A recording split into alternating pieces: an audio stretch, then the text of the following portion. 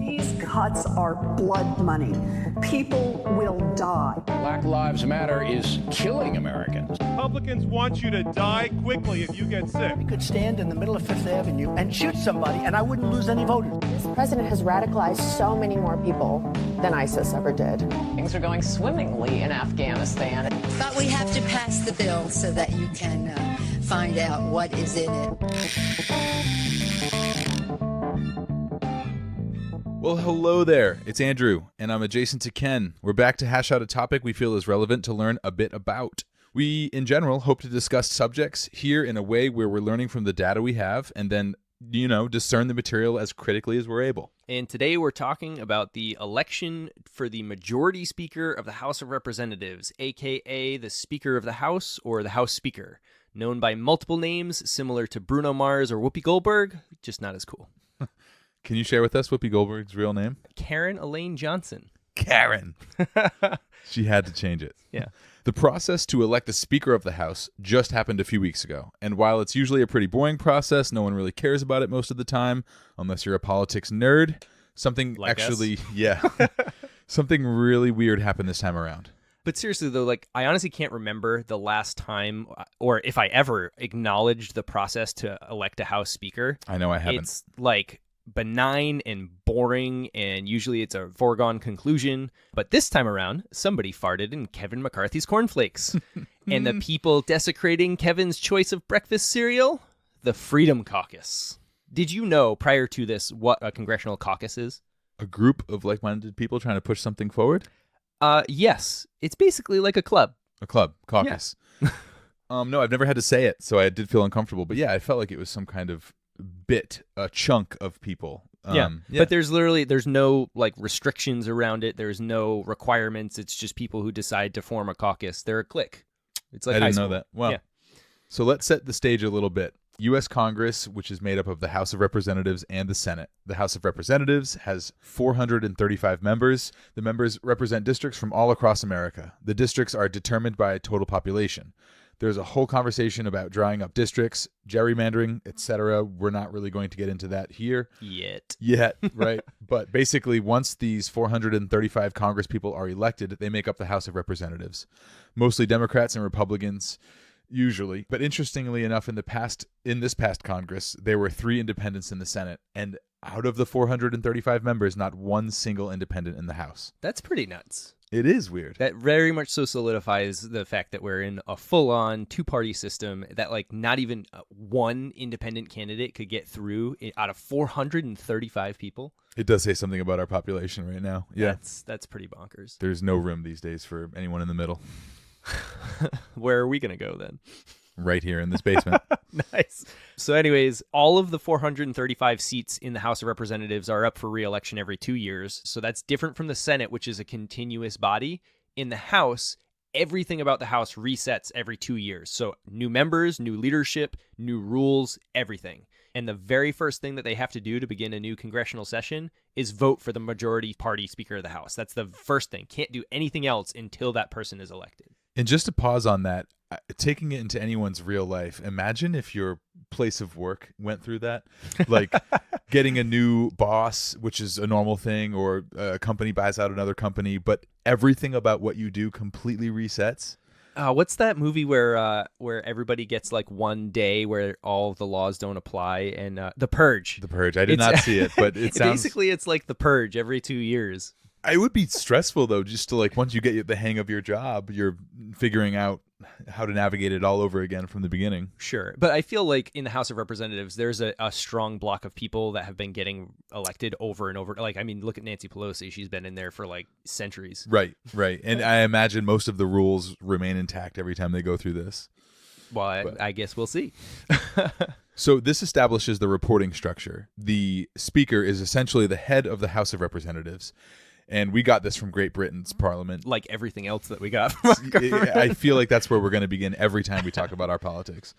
And it started off as a ceremonial lead. They had all the same duties as everyone else, but would I don't know, corral everyone and guide the House with its business. Right, so they started out kind of like a figurehead, I guess. Like, they didn't necessarily have a ton of, like, important business that they necessarily conducted, Not much extra power, but yes, Yeah. a figurehead. It was kind of like the king and queen in England, a ceremonial figurehead that doesn't necessarily actually wield the power. It sounds akin, yeah.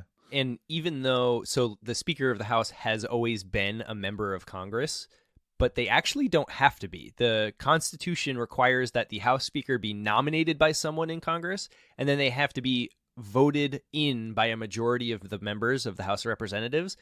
But it doesn't give any other guidance. Essentially, this House Speaker could be pretty much anybody. Which is crazy. I mean, it's the person third in line in the succession line if something happens to the president. And all the other jobs, aside from the Speaker of the House, all have very specific guidance and criteria as to who's eligible. Right, there's like citizenship requirements, age limits, residence requirements for president, vice president, Senate, House of Representatives, all that, but nothing for the Speaker of the House. I mean, they probably assumed, like the people who wrote the Constitution probably assumed that they would have selected a congressperson. And so far that's panned out, that it has always been somebody that's in the House of Representatives. Hundreds of years in, it's pretty reliable. But, Yeah. I mean, it is an option that this could go weirdly awry in the future. So that being said, since the Speaker of the House could be pretty much anybody, if you were a member of Congress and responsibilities didn't matter because they're just basically like a figurehead of the proceedings, who would you pick as Speaker of the House? Who's your top dog? I don't have a top dog, but like a Bob Ross type character. Someone that just brings people together, someone that just jumps between divided lines. And wouldn't you feel like there would be a nice passive mood in the chambers? Absolutely. Yeah. Bringing people together, just calming people right down. It would be a very different climate from what it is right now. Yeah. I'm going to go in the opposite direction. I'll pick Christian Bale, but he can only do it using the Batman voice. I don't know what that is. Can you show us? Where is the vote? Where is it? That really commands attention. I think I just broke my microphone. That's good, though. I think, once again, I always find an excuse to bring him in here, but Trump, as Matt Gaetz had proposed, Nice. would be excellent up there. I mean, could you picture him trying to, like, rally people together to get things done? The way he talks about getting things done, it's so effortless and easy. It's I'd the like most to see him beautiful do it. Congress. This has been the most beautiful House of Representatives. Oh, you beautiful people. Get me the votes. And then, I mean, Schwarzenegger, if he only rose a little higher in the political chain. Nice. Got to the omnibus. Oh, man. Where's Definitely- my gavel? I'll smash your head. I've got to take some impressions classes because yours are way better than mine. No, I only have Schwarzenegger. That's it. No, what this means is because you drive so much for work, you literally just sit in your car and practice these all day long. That's what this means. In city streets, when there's a lot of red lights, that doesn't happen. But on the open road, you know it, man. I could just see you sitting at an intersection and people are walking by and you're just sitting in your car. Get to the omnibus. I used to be a screamer in a metal band, and I would practice in the vehicle. And Nice. that was probably a horrifying thing to witness at a red light. I can imagine. Anyhow, back to what the topic at hand is. The first majority and minority leaders started cropping up in the late 1800s, early 1900s, when the two-party system really started cementing itself into the way our government operates today. There were always two factions that opposed each other, but many times it operated in sort of a like four or multi-party system. People had more varying interests and separated into smaller and more diverse caucuses, if you will. Which you could almost even argue that what we're seeing now is more like the olden days four-party system than the two-party system that we've had for the last couple of decades. Yeah, that makes sense. And it does seem like getting someone voted in when there's more and multiple interests at heart is a more difficult process. And I think that's kind of what we're seeing. Right, yeah. But because of that two-party system, there's also a minority party. So there's the minority leader. but they actually are only elected from within their own party. They don't have to be confirmed by the entire House of Representatives because there's no constitutional requirement to have a minority speaker. They essentially were like, well, if you get a speaker, I want a speaker too. And so they elect their own minority speaker. In some way, I feel like it is kind of important. I mean, if you or I were in the minority party, I feel like it's probably you need a voice in general to bring up your concerns to, the majority or the speaker from your side. It does seem silly, but in some way, I feel like it probably had to have evolved that way. Yeah, I suppose. But it's funny because the constitutional framers didn't even want a two-party system, and that's why they didn't want a minority speaker, because the majority speaker was supposed to speak on behalf of the entire House of Representatives. But obviously, with the way that we are now, a Democrat is not going to let a Republican speak for them or vice versa. So, yeah. So anyways, it's been 2 years, and now you need to elect a new Speaker of the House. So out of your 435 potential members, you find out who the majority and minority is based on how the voting went that year. And then each party then huddles up in their secret back rooms and they select and elect their candidate to lead their party. Simple enough. And then once we have the majority party identified, they go out to the House floor because we have to fulfill that constitutional requirement. We have to vote on the Speaker of the House. And the key word there is voted in by a majority, not a plurality. And that kind of comes into play in a little bit. So if everybody from each party votes for the person that you selected, that's not an issue. It doesn't matter because majority, plurality, they're the same thing. But the wrinkle really comes in when not everybody within your own party agrees. Right. So if the person selected to be speaker has maybe 75% of the support from the majority party, and the House is split pretty evenly between the two parties, say 55% to 45%, the 25% from the majority party that didn't like the selection of the speaker can totally spoil it by voting for someone else. So now you're splitting the votes into multiple different smaller chunks, and unless some people from the minority party decide to do some charity and hand you some votes, the vote's definitely going to fail. You need the 218 to get elected, just over half of the 435. And what happens if the vote fails? Basically, you just kind of talk amongst each other. You try to convince some people. If there's a dissenting vote, you try and convince them to work with the party, work things out, strike some deals maybe, pass some 20s, some Benjamins, and then you just vote again, and you vote again and again and again until finally you have to hit that magic number. You can't do anything else in the House. You can't vote on anything. You can't do anything until the House Speaker is elected, so everything stops. Which, luckily, I mean, that doesn't seem to happen much, but this totally stalls anything productive that they're trying to get done. And maybe that's the point of it. We'll find out. Another thing that's important here is the little tidbit at the beginning about the House of Representatives resetting every 2 years. So the Senate has set rules and overlapping terms to make it a continuous entity. But every 2 years in the House, absolutely everything resets, including the rules. So most of the time, they will just adopt the same rules as the last session and move on. But you can feasibly completely change the rules if you want to at any point. Obviously, I would think it would have to be voted in by a majority, those rules to change. But theoretically, just like any person on earth could be the speaker, they could have any rules as well. You could have a Taco Tuesday, mandated by the rules of Congress. Sounds like a positive move. Nice. Casual Fridays. But kind of an important part of that is you can also, with a majority vote, change the rules of how the speaker is elected, too. So it says that they have to be elected, but it doesn't rule out a plurality or a ranked choice voting rule if the majority changes the rule first. So it has to happen in that order. So basically, they could pass that rule change, but that would still require some type of bipartisan support. And it has happened before, so it's not completely unprecedented. It has happened where they've changed it to a plurality vote rather than a majority. Yeah, we were just discussing the rules, and right now it's a majority needs to vote someone in, but that could easily change, and it has in the past as well. Right, and then change back. Yep. So what does this have to do with what just happened? I mean, it's exactly what just happened. So the Republican Party kind of fragmented their support, and this all went down. Yeah, Kevin McCarthy was the guy that the Republicans selected in their backroom meeting. Democrats chose Hakeem Jeffries. But there was a group of about 20 Republicans that weren't keen on McCarthy as Speaker.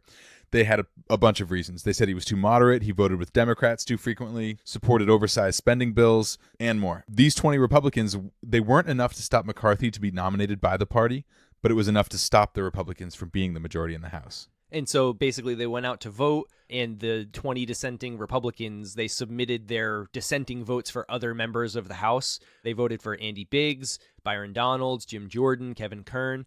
And interestingly enough, like we said earlier, because you can vote for anybody, Trump got a few votes in there in the later rounds. Who is not a member of the House of Representatives. Right, no, obviously. So by the 12th round, the resistance started to kind of crumble and fragment, and finally in round 15, he got elected. But that's a lot of rounds, 15 rounds of voting over multiple days in order to get him elected. And you know, some of these guys that got nominated didn't even know, like, nor did they want they that had no job at idea all beforehand. Yep. That's crazy. Nice. That's our system of government. So as we'll see, we're going to talk about some history to show how rare it really is for this unprecedented 15-round House Speaker charade that we just went through. Almost always it takes one round of voting to confirm a House Speaker. Out of the 127 elections for House Speaker that are on record, only 14 of them have required more than one ballot before this year. 13 of those happened prior to the Civil War. So since the Civil War, aside from January 2023 that we currently are going through, it has happened once. It was in 1923, and it took 9 rounds of voting. As a reminder, we just went through 15. And the record for the most number of votes required, 133 rounds. So we're making this big hullabaloo about 15 rounds.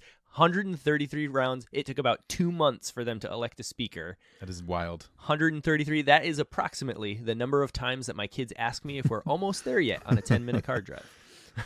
That's saying something. I believe it. So this was in 1855. The speaker that came out of the end with that was Nathaniel Banks. Initially, there were 21 candidates. And, you know, that's probably part of the reason the strict two-party nonsense we have now really limits the voting. But, I mean, if you have a wide pool of candidates from multiple caucuses, this process inevitably will take longer. And to boot, slavery was the primary divider at the time to keep or abolish it. And eventually it came to physical blows with a representative from Arkansas, Albert Rust, physically assaulting a newspaper editor that backed Banks' candidacy.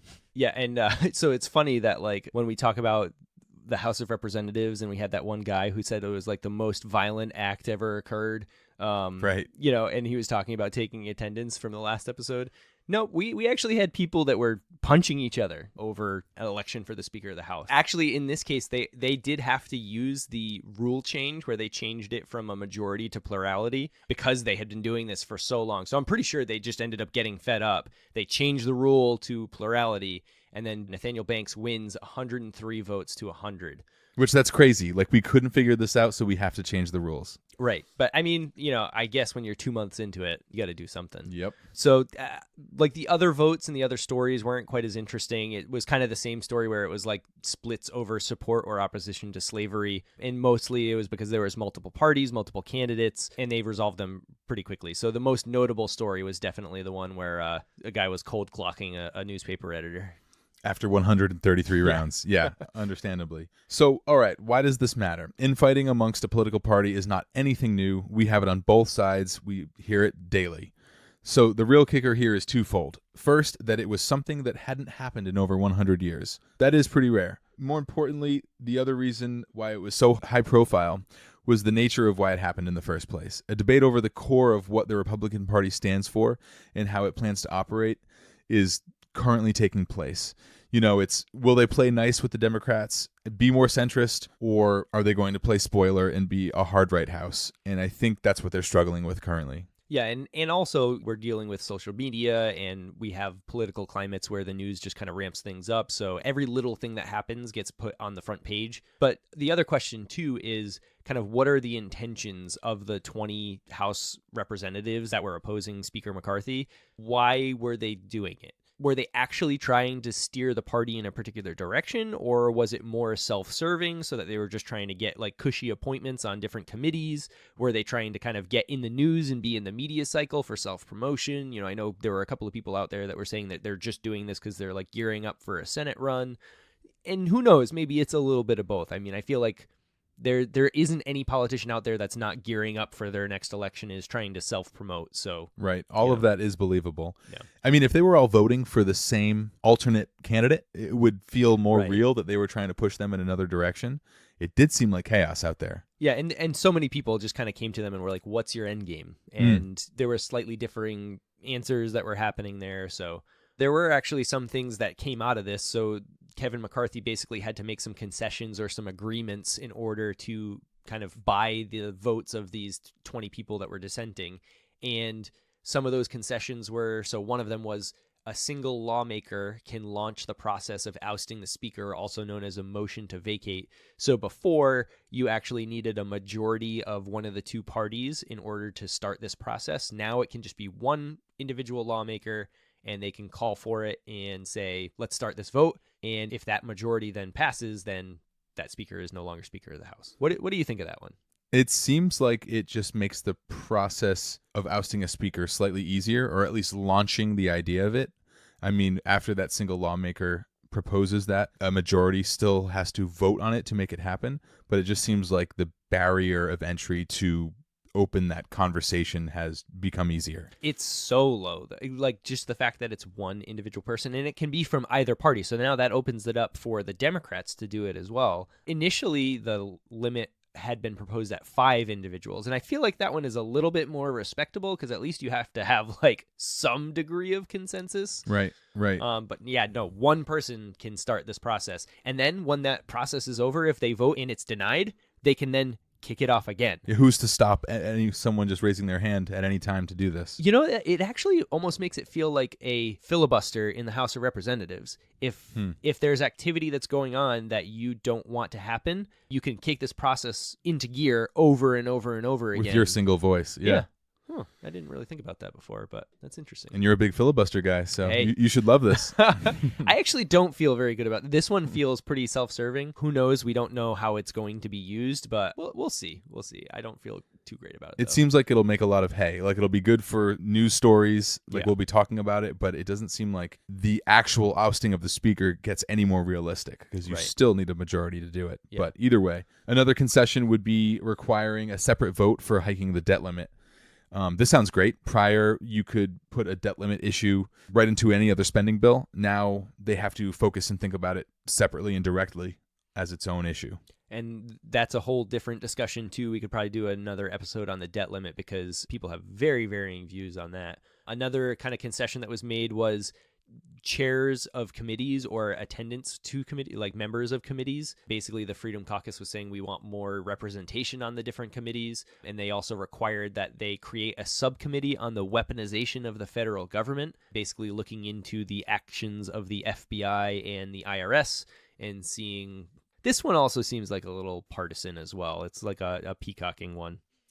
I mean, if both sides have access to this subcommittee, it feels like an oversight body, which is always good. I don't know. Sure. I just feel like because the person who is appointing the members of the committee and the committee itself is mostly run by, Republicans, it's probably just going to be, similar to all of the other things that they've done. They've done other investigations and committees and stuff that are mostly a dog and pony show of trying to, make their side look better. So who knows? You're probably right. And one that I thought was pretty great was a new rule that would give House members at least 72 hours to review bills before they come to the floor. And it's all over the place where bills are being pushed in last minute, at midnight, and it routinely happens where members don't have a chance to read anything that's in it and then are forced to vote on it. That's an absolutely insane process to me. So I think this is a big improvement. Yeah, totally. Like, think about, for instance, the Inflation Reduction Act. That came to the floor and it was 700 some odd pages. And so this is saying like even 3 days, right? So 72 hours, you're saying, okay, you've got 3 days to review this. That's still not really a lot of time to review a bill of really this not. size and magnitude. So I very much so, like, some of these concessions, like the single lawmaker pushing for ousting the speaker, that one to me is a little bit meh. Like, I feel the least about that particular concession. Like, it's kind of self-serving, I guess. It feels like. Whereas this one with the 72 hours, I'm on that hype train. I'm all aboard. More information is better than less, always. Totally. There's another one where they were reinstituting the Holloman Rule, which basically is a law that allows for the reduction of government officials' salaries, because right now they can only go up. This is allowing them to vote them down now. I mean, that's really just kind of the fiscal responsibility push that the Freedom Caucus has. And then the other one is that they want to hold votes on congressional term limits and border security plans. So they're saying by making these concessions, you're agreeing to at least hold a vote during this Congress. Yep. Those are the big ones, at least. Yeah. And congressional term limits, again, that's another one. I'm cool with that. Yep. All about that one. I think that's a 100% approval rating in the American population. Yeah, right.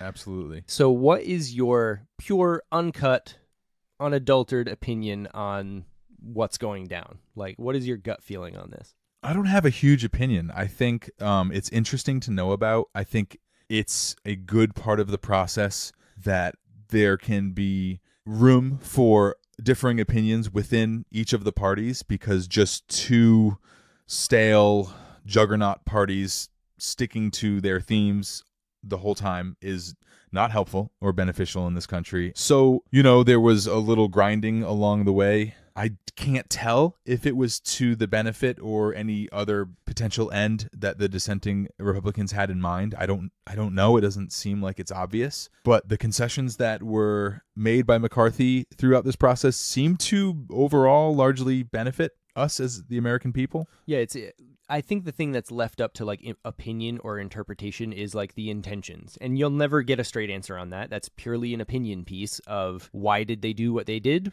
You could say that it's for the benefit of America. You could say that they were trying to do it for their own personal benefit. We don't know. You're not going to get a straight answer on that. But setting that aside, opinions on the individuals themselves, like the process that happened in and of itself, was it a bad thing? No, it was procedural. We learned a little bit about the government. We learned a little bit more about what individuals in the party kind of stand for. They had some discussion, and ultimately the Speaker of the House was elected. Like, no harm, no foul, whatever. It's clearly being made way more of a deal than it kind of really is. Nothing actually happened incorrectly within the process. Right. And so they're like, this is embarrassing. This is a travesty. It's like, not really. I think this is one of those times where they've spun this up so much and made it into such a thing, and it's not really. Not a huge deal. I agree, man. Sure, it's rare to happen, but it does happen sometimes. Not everything that happens that is a rarity is a bad thing at all. Right. Okay, so we've already talked about kind of what happened and then given some history on what happened with the voting for the House speakership. But now let's talk about what people are saying about it. So we did kind of a canvas of the articles that were out there from the major news sites just to see, was there a difference in what they were reporting? And clearly there definitely was. So for CNN, there was this whole section devoted to it at the top. There was at least 7 or 8 articles, and 2 of them were written by a guy named Stephen Collinson, not sure which one, because I only read names and I don't know how to pronounce them. And this one was sandwiched in between 2 other articles labeled as opinion, so this was not considered an opinion article, and it was titled, "McCarthy is Speaker, but extremists hold the power." And in the article it said, "The ideological extremism of the new House was encapsulated by the fact that on the 2nd anniversary of the Capitol insurrection, McCarthy needed the help of former President Donald Trump, who incited the worst attack on democracy in modern times, to get over the line in the cliffhanger final ballot. In a chilling reminder of that day in infamy, Brazil suffered its own version of January 6th on Sunday." That's like a 10-year-old being told you have to get all of these points in on your essay and find a way to make them mesh to hit your page count. What's the word count on that one? Yeah, no, the descriptive words, it reads like a novella. In a chilling reminder of that day in infamy. Yeah, and the more dramatic you get, the least believable it feels. Right, and the more descriptive words that you apply to what is supposed to be a news article, it makes it write like a book. It's not news anymore, it's your opinion. Right. And the fact that this one was not tagged as an opinion, but the other were, was just kind of ironic. And I just don't understand how the House speakership, which just ironically and inadvertently ends up on the same day of something that happened 2 years prior, has any relevance, and then jumping into a country on the other side of the planet going through political unrest has to do with that as well. Right. We're writing about an article that's something completely unrelated, but hey, I just want to remind everybody about this over here. Yeah, absolutely. Either way, this article basically says everything's on fire. That's CNN's position here. And the other article was called McCarthy Takes Desperation for Speakership to a New Level. And it said on the other side is a band of right-wing zealots holding their party, the House, and country hostage, some with no clear objective other than to destroy the idea of governance itself. For them, chaos is the point. Wow. It just jumps all the way to level 100. Right. Well, and like he's also speaking to the intent of these people. So he's saying no clear objective. Right. But they do have an objective, is to destroy the idea of governance itself, even though this whole process is baked into governance. Sure. So it's Sure. a little bit pointed and direct and obviously inflammatory. I can understand the frustration from people on the left side of the aisle watching all of this unfold, and it probably felt like chaos and no clear objectives were out there with who those 20 dissidents were voting for and how long it took. But to jump to this conclusion really just shows that you don't have any faith that the other side is genuine in their intents at all. Well, and what you're saying about jumping to the conclusion, like this article is giving the conclusion to the reader before they make their own conclusion. Sure. Like this process can probably speak for itself. Like people can see what's unfolding and be like, wow, this is pretty chaotic. Wow, this is, they don't have control of their own party. But those are decisions that people should be making in their own head. It shouldn't be the person who's writing the article kind of jamming that conclusion into your head before you even have a chance to look at it. And you know what conclusion no one would have jumped to if they watched this unfold without Steve and Stefan telling us? They wouldn't have said, oh, they're trying to destroy the idea of governance itself. Right, exactly. No, you're voting on a House Speaker, and some people are not voting for it. You're absolutely right. Thanks for your thoughts, CNN. Now we're going to hop in the car and drive across the street to Fox. So coming over to Fox, predictably, and this was actually kind of a little bit of an experiment, and we had a hypothesis, and our hypothesis was proved correct. So then Fox News, it's nowhere. There was actually one article, and it said Representative Byron Donalds, who was one of the members who got a vote for the speakership, said, I'm frankly just happy that it's all over with and that we got something transformational and sound for the American people. So basically, they were just kind of trying to get away from it as fast as they can, pretend like it didn't happen, and paint a rosy picture for it. Easy peasy. You can turn off your TV and sleep well tonight. Nothing happened here. Right, exactly. And then finally, coming back around to MSNBC, again, a whole block of articles right at the top, focal point on the page, and it's talking about that subject. And there was an article titled, As McCarthy Flails, Republicans Refuse to Cut a Speaker Deal with Democrats. Again, painting a very specific picture. Flails. I don't think I've ever seen the term flails in a news article about politics before. You seen that little wall ornament that McDonald's had of that little robotic fish flailing, singing the "Give me back the flail fish"? Yeah. I think of Magikarp, Magikarthy. It really works. Used splash. Used flail. Actually, it is a move. Nice. Yeah, so if you're putting all of these right next to each other, sandwiching them together, I mean, CNN says Republicans are traitors trying to destroy governance itself. And then Fox says, hey, something transformational and great happened for the American people. All's well. And then MSNBC, I has guess, a singing bass on the wall. Has a yeah, so I don't know what you're supposed to make of that, but that's what we're being told. And so then we have a good one from Trump. So what he says is, close the deal, take the victory, and watch crazy Nancy Pelosi fly back home to a very broken California, the only speaker in U.S. history to have lost the House twice. Republicans, do not turn a great triumph into a giant and embarrassing defeat. It's time to celebrate. And you know what? You deserve it.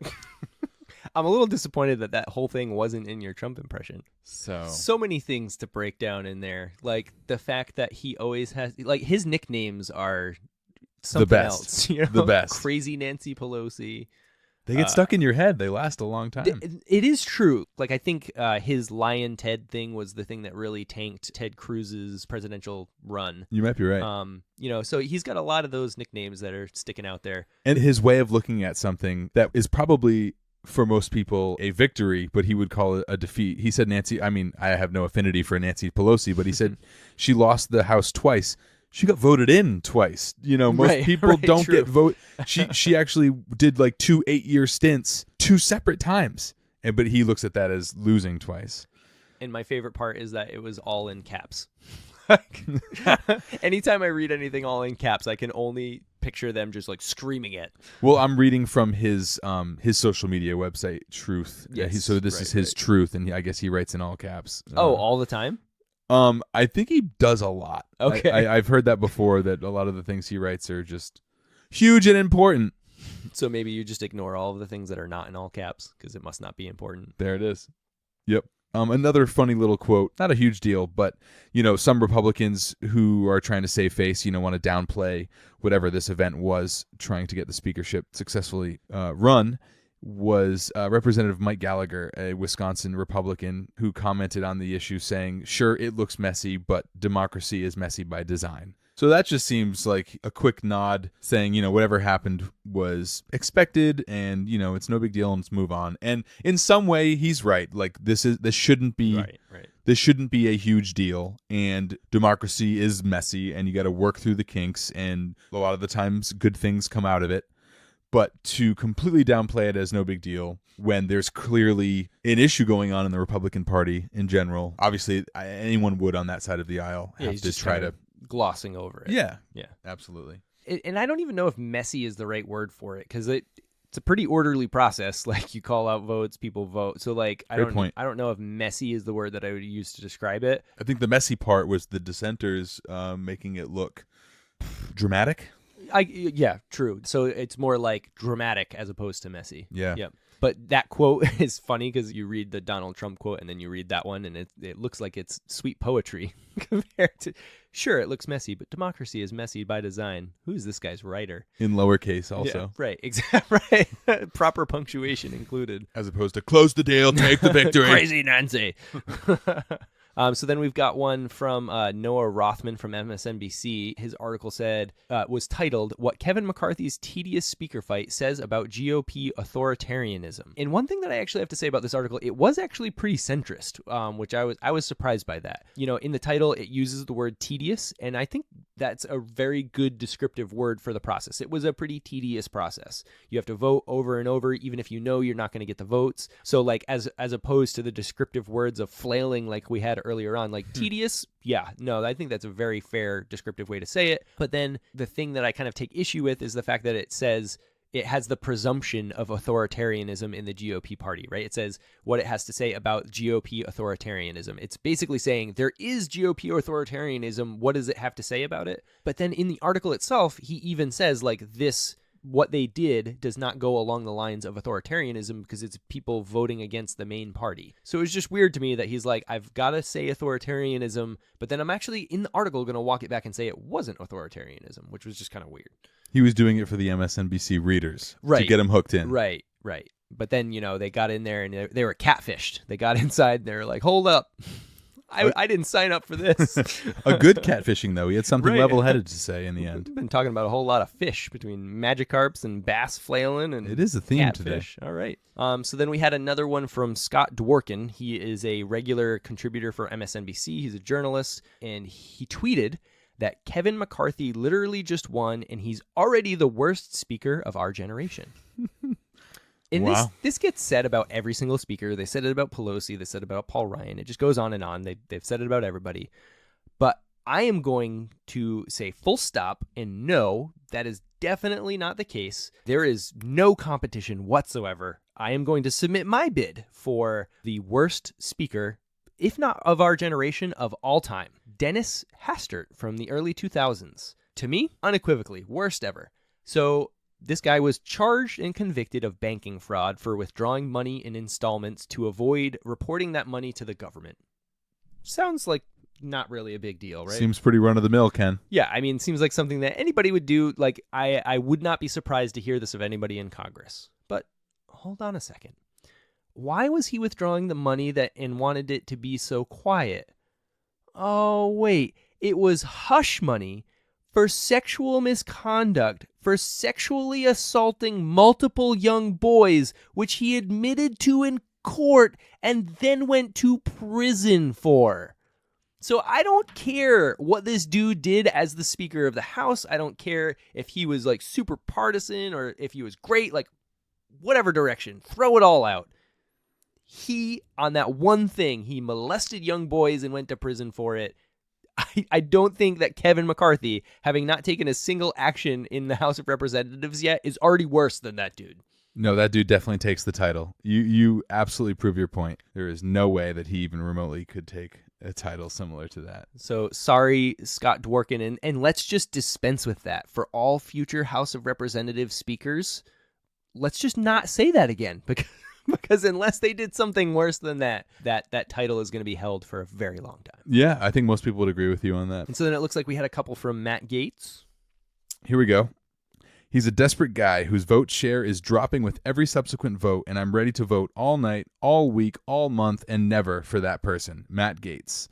He also said that he'll keep blocking McCarthy from the speakership. Quote, wait, let me do my old man voice because this sounds like the most old man thing in the world. Until the cherry blossoms fall off the trees. That's not an old man voice. That's a constipated voice right there. Oh, man. Oh, that was For those bad. who didn't hear me, he said he'll keep blocking McCarthy from the speakership until the cherry blossoms fall off the trees, which usually occurs in April. Which I don't know if you've noticed, but We're still in January. The cherry blossoms have not yet bloomed. He didn't vote. Right. So to be fair to him, he didn't vote for him. He voted present, which just means that like he didn't vote for one way or the other. So technically he didn't. Well, he didn't block like he promised. That's not true. blocking. Yes, that is true. Liar. Yeah, and Matt Gaetz was the guy who kind of I would describe him as the figurehead of this GOP member movement to block this vote. He's definitely got the most name recognition right now. Yeah, for sure. Separately, we have Representative Michael Waltz, Republican from Florida, who told reporters, this group has now managed to kind of snatch defeat from the jaws of victory. And in the victory was this Republican majority. There is negotiation, and then there's holding the rest of us hostage.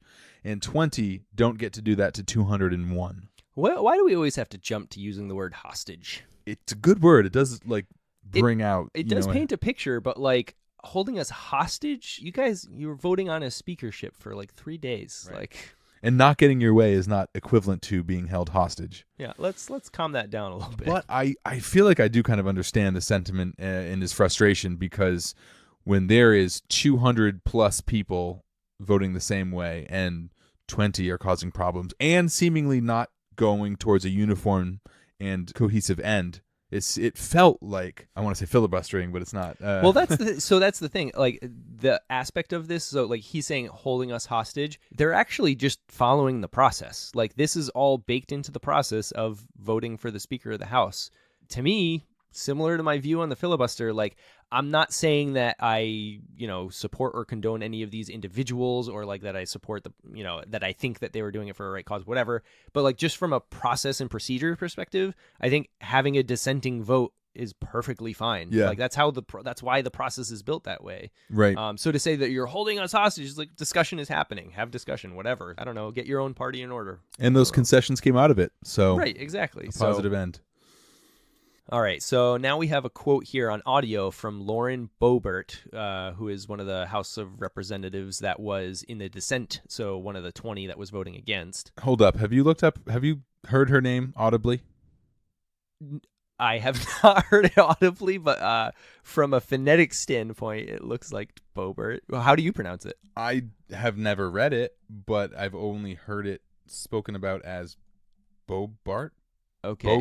Bogart? I thought it was. Well, but there's a B in it. It's clearly a B. All right, let's investigate. Hold on, I'm gonna pause and let's see how to actually pronounce it. Sweet, sweet victory. I have, for the first time, pronounced the name more correct than Andrew. We don't need to shine any more light on this. We can move right along. That one on the calendar. It was a simple flub. So anyways, Lauren Boebert was in an interview with Sean Hannity. Hannity? Really? You pronounce it like that? Hannity? I'm kidding. Okay. I was like, uh-oh. So Sean Hannity, Lauren Boebert, talking about the vote on the speakership. Let's listen to what they had to say. My question to you is, did you support Kevin McCarthy's commitments to America? And do you not believe that he's going to follow through on his written promises? His commitment to America is not as strong as I would like it to be. And we have been working on the rules to change the structure of how Washington, D.C. is run and operated. Sean, you know more than anybody how broken this town is. This is something that we have an opportunity to rebuild, to restructure. And it takes the right tools and the right leadership to do that. Do you support all of those agenda items he promised? Of course I do, but I do not trust Kevin McCarthy at this point to deliver on those promises, especially when I go into good faith negotiations with him and then he comes out and lies about what those conversations were. Yeah, so commitment to America, not as strong as I would like to be. To that one, it's like, so later on, she actually says, I don't trust Kevin McCarthy to deliver on those promises. I think that is much better worded than commitment to America, because I don't think we're questioning anybody's commitment to America here. It's a huge vagary. Yeah. Right. It's just, that sounds like when we were accusing people of being communists back in the day. True. And then it begs the question, who has the correct commitment to America? What does that look like? And what does that mean? Yeah. Yes. So, no, I think that's pretty nuts. But, okay. And then, so we also have a quote from President Biden. He was asked about the vote that was happening with the speakership and what his opinion was. So let's listen to what he had to say.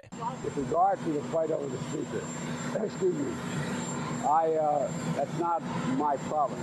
I just think it's a little embarrassing it's taking so long in the way they're dealing with one another. And the rest of the world's looking. They're looking at, can we get our act together? How do you think this looks to the rest of the world? It's not a good look. It's not a good thing.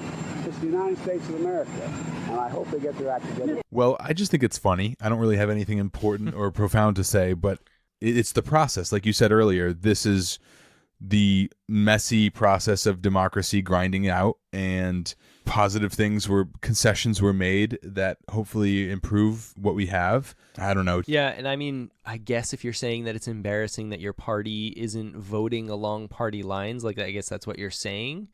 To me, that's not an embarrassing thing. Like I personally, as an individual, I think that having your own independent mind and voting however you feel led to do, that's not embarrassing at all. Like that's how it should happen. So to me, that isn't embarrassing. And then, like you were saying, procedurally, this is how it works. So I don't know. I just don't necessarily. And this was a very common thing. Like this was like across the board. There were a lot of people saying like that this process is embarrassing. This is humiliating, etc. Sure, maybe. I don't know. Maybe the stage aspect of it, where some of it, like the way Matt Gaetz went about it, the way some of the TV moments unfolded were kind of embarrassing, as opposed to it didn't seem like the whole time they were going through this that everyone was really bent on getting to the solution and being serious about it in a way. Sure. Yeah, so I guess that aspect of it, of like, if your lens on this is that these people are being self-serving and are interrupting the process just to get personal benefit, then sure. That is embarrassing. Yeah. So for the next one, we've got Greg Gutfeld of The Five. He's a Fox contributor. So let's listen to what he had to say. I want to fast forward through it. When it's up there, I want to fast forward because we know what the ending's going to be, right? What is the ending? The ending is probably going to be McCarthy, but I don't care. You don't care? I don't care. This is the worst game of chicken ever. It's like, if you said game of chicken, you have a car going at the other and you wait. It's not even that. It's not even that. It's just bad. It's like the Republicans read a book by the Democrats saying how to really screw up your party. So this one is a little bit unique because he is actually kind of insulting or attacking or going after the people that are on his own side. Like usually our quotes are people attacking the opposite side of the aisle. In this case, he's going after Republicans, and he's a Republican. Yeah, it is kind of a breath of fresh air, right? A little honesty.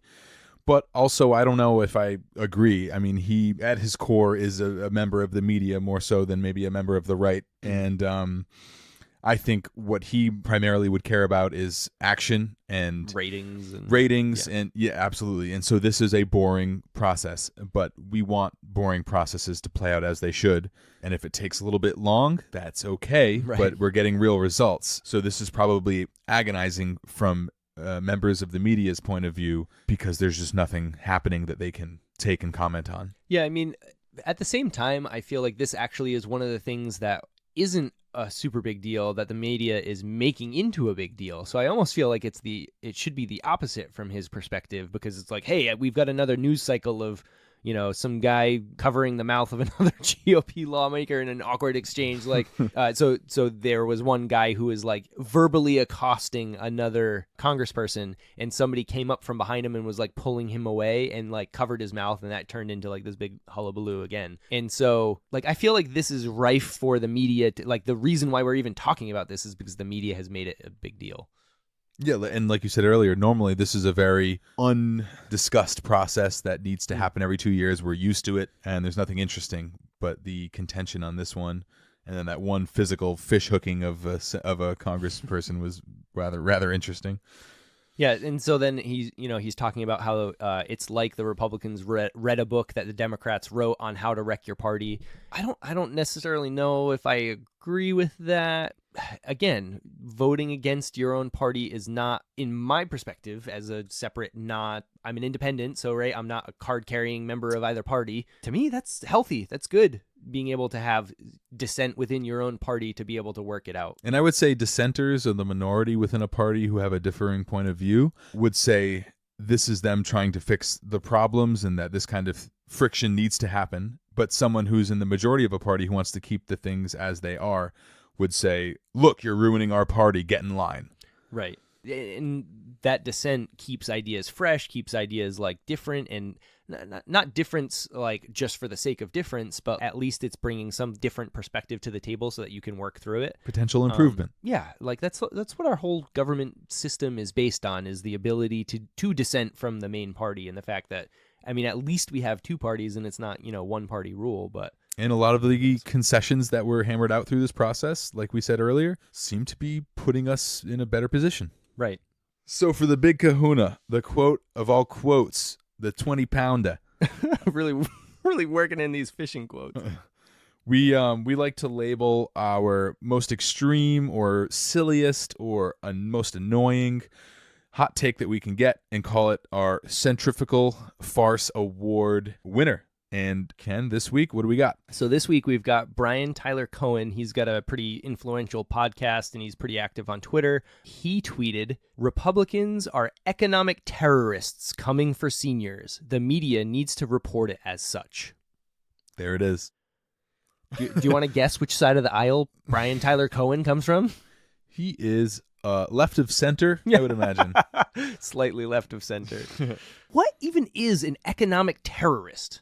The Bolsheviks were economic terrorists. And think about all the seniors hearing this, the most prone to paranoia population. Right. Picking a soft target. Yeah, absolutely. Oh my gosh. And the fact that he's like, the media isn't reporting it enough as such. Like media, take note, Republicans are terrorists is essentially what he's saying. Economic terrorists. Yeah. I mean, it's hard to belabor that point. It's just so flippant and exaggerated. Right. The most exaggeration you can do is like apply the word terrorists to something. Yeah. Here we are. There we go. So Brian Tyler Cohen, you are the Centrifugal Farce Award winner for this week. Congrats. Email us for your prize at your convenience. So if you listen to the right, nothing to see here. This is just how we do our democracy. Everything is great. If you listen to the left, then the Republicans are terrorists looking for anarchy and abolish everything that they possibly can. That seems to really sum it up nicely. It seems that this is just a step in the process that we go through every 2 years. It went a little bit longer than it normally would, but it seems like results came out with it. So, yeah, we got to see a little bit more on TV. A process that normally happens behind the scenes and is quite boring was a little bit more interesting. Interesting concessions were made throughout the process, and this probably won't be a big deal in a few weeks at all. We'll probably be moving on. I think maybe the dissenting opinions in the Republican side are probably going to be what's interesting in the weeks and months to come, because they clearly have issues they need to iron out, and there's people on very different sides of the right now, and they're butting heads. Other than that, business as usual. Yeah, I feel like anytime you get to learn how the American government operates in more intricate detail, that's great. Yeah, I learned a bit. Yeah. I hope you did too. All right, that's all we've got on this, so thanks for listening. Connect with us on Twitter at ReelItInPodcast or email us at thereelitInPodcast@gmail.com. If you enjoyed listening, leave us a review on wherever it is that you listened. It helps us move our show to the top of user searches and gets us more exposure. If you didn't enjoy listening, well, then I'm not really sure what's wrong with you, but there's nothing I can do to fix you. Sorry. Thanks again, and we'll see you next time on Reel It In. Get me the votes. Where are they? You either die the hero or live long enough to become the speaker. Luke, I am your speaker. I am your speaker. Not his voice. I can't wait to hear that back. Christopher Walken, Sean please. Connery. Morgan Freeman, naturally. You had also written down Winnie the Pooh, the guy who voiced him. Jim Carrey would be really animated up there. Like from In Living Color in my previous episode. Where's my lollipop? Nancy Pelosi did not provide us with anything fun like that.